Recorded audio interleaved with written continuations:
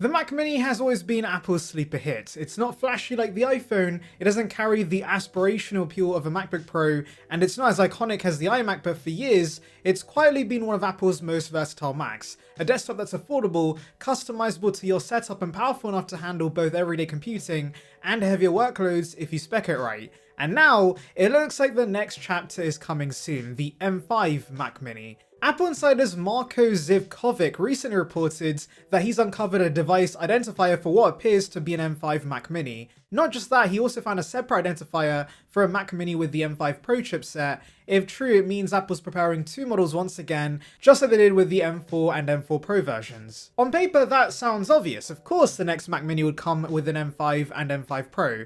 But with Apple, nothing is guaranteed. We've seen Apple completely skip chip generations before. Most recently, the Mac Mini never received the M3 or M3 Pro chips. It went straight from the M2 Pro to the redesigned M4 generation, so the fact that we now have evidence of M5 Minis being tested is actually meaningful. It confirms Apple's keeping the Mini in step with the wider Mac lineup. Now here's where things get interesting, because if you were expecting the M5 to deliver jaw-dropping performance leaps, the reality might be a bit more modest. As reported by Mac Rumors, respected analyst Ming-Chi Kuo says the M5 chipset will use TSMC's new N3P manufacturing method, a more advanced version of the 3nm process used for the M4. In plain English, that means the M5 should be more efficient and slightly faster. But don't expect a revolution. If the performance gains align with what we've seen from previous M-series chips, the upgrade will most likely land in the range of 15-25% of the M4. That's a nice bump, but it's incremental, not transformative. And that does raise the bigger question, is the M5 Mac Mini worth it?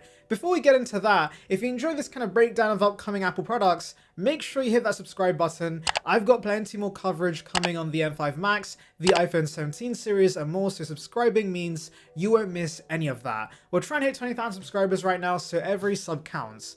Alright, let's talk honestly. The M5 Mac Mini will be faster than the M4, no doubt about that. But for most people, a 15-25% speed boost isn't going to completely change how you use the computer day to day. If you bought an M4 Mac Mini last year, or even if you're still on the M2 or M2 Pro version, you probably don't need to rush and upgrade the moment the M5 arrives. The gains will be nice to have, especially for people working in fields like 3D rendering or high-res video editing, where every percentage counts. But for everyday usage, web browsing, productivity, coding, even light creative work, you won't suddenly feel like your M4 is slow just because the M5 exists. And that's why I think the most exciting thing about the M5 Mac Mini isn't the chip itself, but what it does to the price of the M4 models. Already we're seeing discounts pop up in the US for the M4 Mac Mini, even though it was only released in October 2024. The base model launched at $599 with 16 gigs of RAM and 256 gigs of storage, which is already an aggressive price for Apple. We've seen it drop to $499 in recent weeks, and now with the M5 on the horizon, those prices are slipping even further.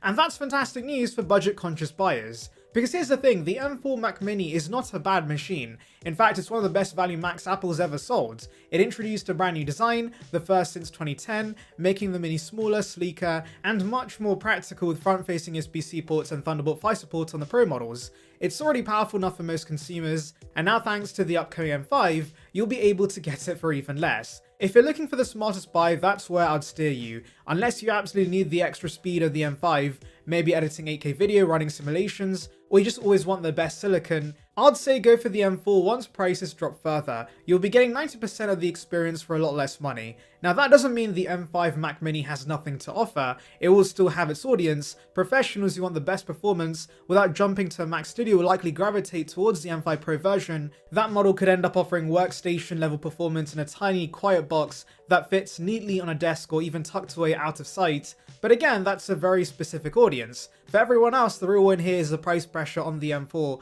Apple tends to not reduce official prices on older Macs after new ones are released, but retailers almost always do, and we're already seeing early signs of that. The closer we get to the M5 launch, likely in early 2026 based on the latest reports, the more deals we'll see on the M4. And don't forget, Apple's refurbished section is almost guaranteed to start filling with discounted M4 minis once the M5 is out. Now let's circle back to the bigger picture. Apple redesigned the Mac Mini in 2024, shrinking it significantly and finally adding those front-facing Type-C ports. That was the first proper design change since 2010, a 14-year gap. Because of that, I don't expect Apple to touch the exterior for the M5, it's simply too soon. The design is still fresh, modern, and frankly, still one of the best looking desktops Apple makes. The M5 generation will almost certainly keep the same chassis, the only changes will come under the hood. That means the M5 Mac Mini story is really about the incremental silicon, not a flashy redesign, and that's fine, not every generation has to reinvent the wheel, sometimes the value lies in small refinements that add up over time. The key thing is that the Mac Mini remains an active part of Apple's roadmap and not left to gather dust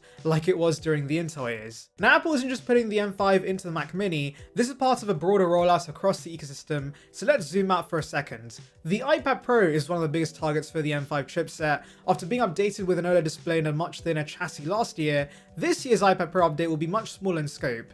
Ming-Chi Kuo has already said M5 powered iPad Pro models will enter mass production in the second half of 2025. That lines up perfectly with Apple's usual 18-month cycle for iPad Pro updates. The current M4 iPad Pro launched in May 2024, so September or October 2025 release makes sense. Beyond the M5 chipset, the only other rumor is 2 front-facing cameras, one for portrait and one for landscape, but I'm not really sure how useful that would be. And of course, we can't ignore the MacBook Pro. Apple is expected to update the 14-inch and 16-inch MacBook Pro with M5, M5 Pro and M5 Max early next year, though if you're in the market for one, it would actually be smart to skip these, because according to rumors, the MacBook Pro will get its first major redesign since 2021, but not until late next year. The redesign is expected to bring OLED displays, and of course by then Apple will already be onto M6 chipsets. So unless you need a MacBook Pro urgently, waiting could mean you get both a design refresh and a bigger leap in terms of performance. Finally, the iMac.